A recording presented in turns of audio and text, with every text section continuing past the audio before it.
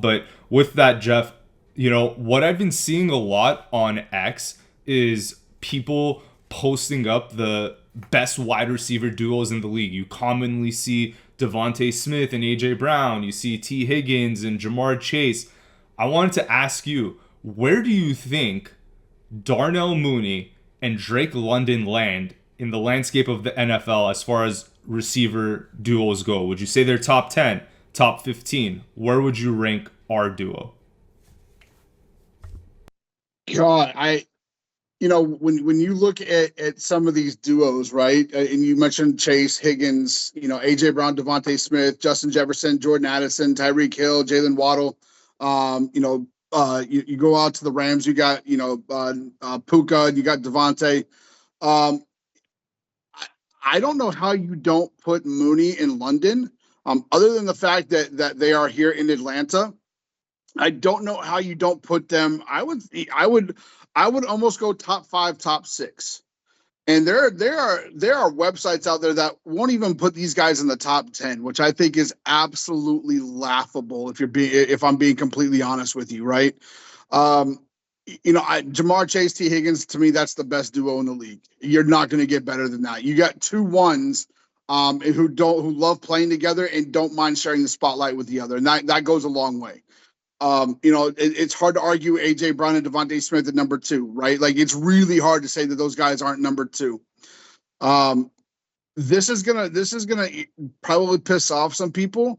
I would go Puka Nacua and Devonta Adams 3. And then I would actually argue that London Moody have a legit argument for top 4.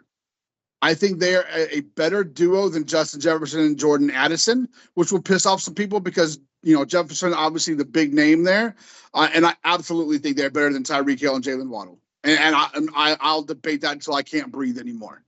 Right. So for me, I would put them top 4, top 5. I'm sure there will be people who, just because Justin Jefferson is a step ahead of Drake London, but I would argue that they are no less than number 5. And to not even have those guys in the top 10 is absolutely absurd. Yeah, absurd.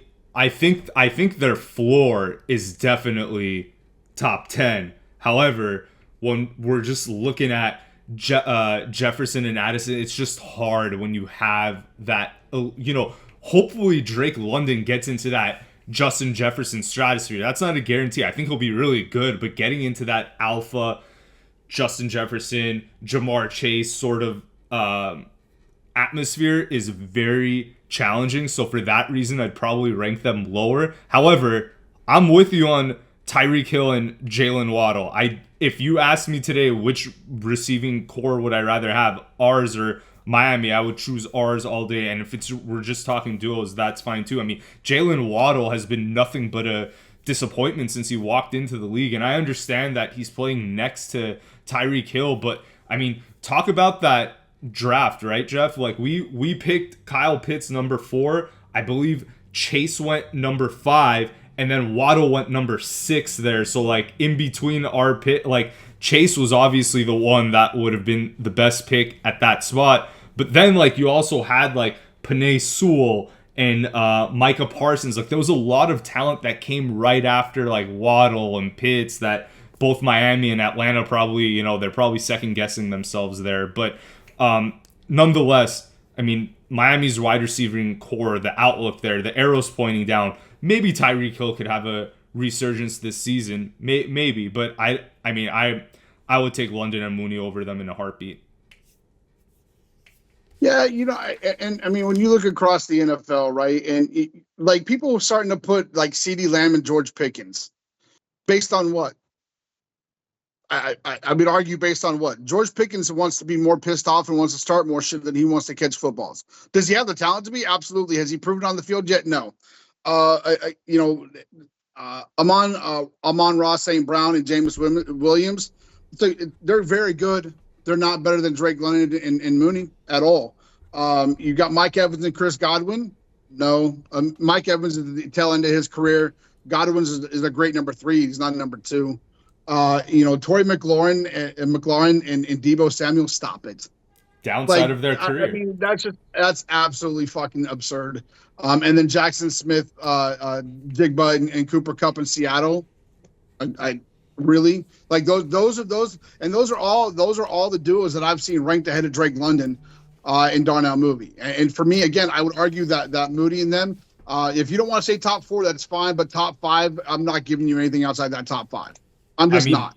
Like, with Kirk Cousins going down, having that poor stretch of games, Darnell Mooney and Drake London almost both went over 1,000 yards. I think Mooney was like maybe like 10 yards short of it, and Mooney didn't play. I don't think he played the last game of the season. I think he was injured. So, I mean, I'm excited. I think both of these guys could easily go over 1,000 yards next season. So, and to be completely honest, our signing of Mooney, the deal we got him for over I think it was a 3-year, $27 million. Man, that is chump change for someone of Mooney's caliber. We got lucky that he was underutilized in Chicago, and we got him for such a great deal, because I'm pretty sure a lot of teams are looking at Mooney, especially like someone like the Chiefs or the Bills. They're probably thinking, damn, instead of paying Amari Cooper or Hollywood Brown, could have sure used Darnell Mooney, right? Like, he played really well last season. yeah, and you just said it.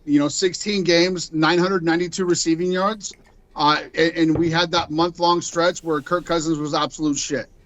And so for me, when I look at these duos, I would argue fourth in the NFL, but no lower than five. I wouldn't.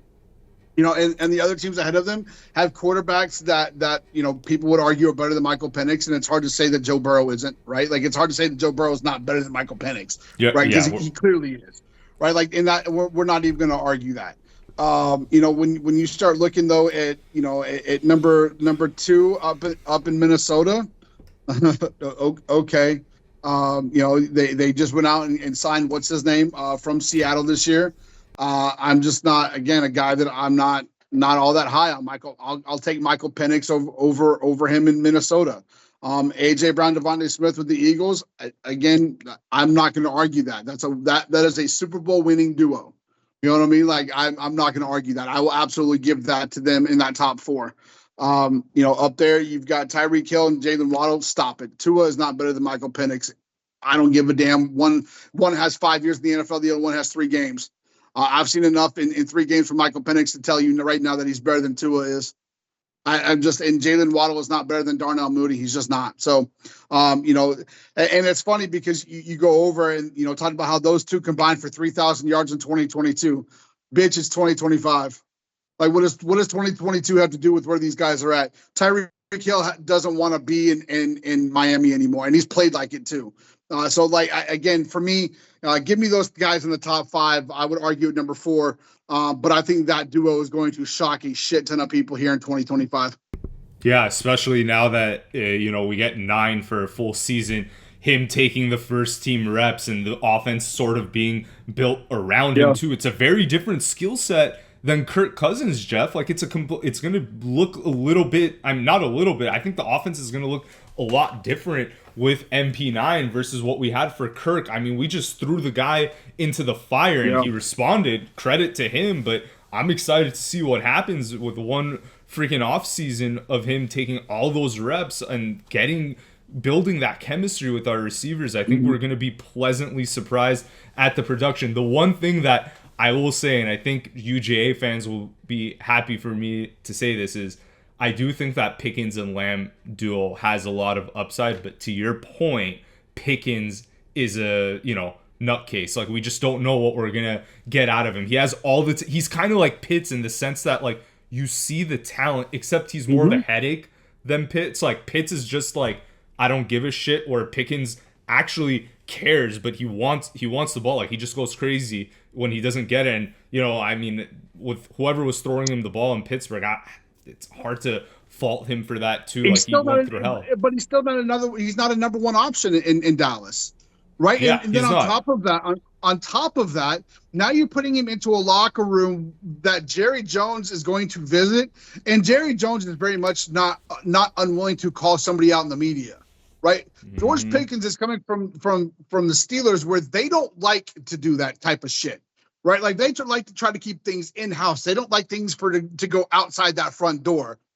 Jerry Jones is like, no, I'll bring any motherfucker in here, and I'll call you out, and I will embarrass you in the media, and that is not going to sit well with Pickens. Like that is a fire.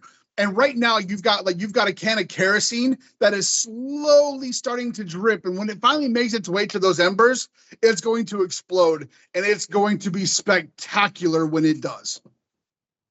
100%. I couldn't agree more with you. I mean, with Dallas, like the spotlight is on you constantly. This isn't Pittsburgh where, it's more of a tight knit operation there. Over in Dallas, like you're gonna constantly hear it in the radio. You're gonna have your owner go on these radio talk show, and Jones isn't the type to shy away. If Pickens isn't performing, he drops a pass or he starts pouting, Jones is gonna call him out, and it's just gonna end up being chaos there. So I mean, look what Jerry Jones did to my guy Sean Sharif in Dallas, the morning show host in Dallas, right? Like he basically threatened to fire Sean and RJ on air. And I've known Sean. Sean and I had the same agent when we both got into radio, and Sean used to join me on my show in Atlanta every now and then.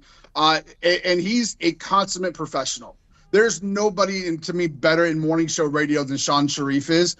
And Jerry Jones went out for him and threatened to fire him on air because he was asking him a legitimate question. Like, I can't wait for that package to take place, because that implosion is going to be absolutely amazing to watch. yeah, it is. It's gonna be really entertaining. But I mean, it's gonna be cool. Look, they have a lot of talent on the field. The problem is, I don't know how that's going to translate. Like their D was really like it took a step back once DQ left. And when DQ left that team, by the way, he took a lot of the coaching staff and the defensive depth with him to Washington. I mean, that's a lot of their success is due to how well Jaden Daniels played, but don't underestimate that Quinn like quickly flipped that defense, and they're only trending up. So I don't know how Dallas is going to finish better than they'll be better than the Giants, but I don't know how they're going to push Washington or Philadelphia next year.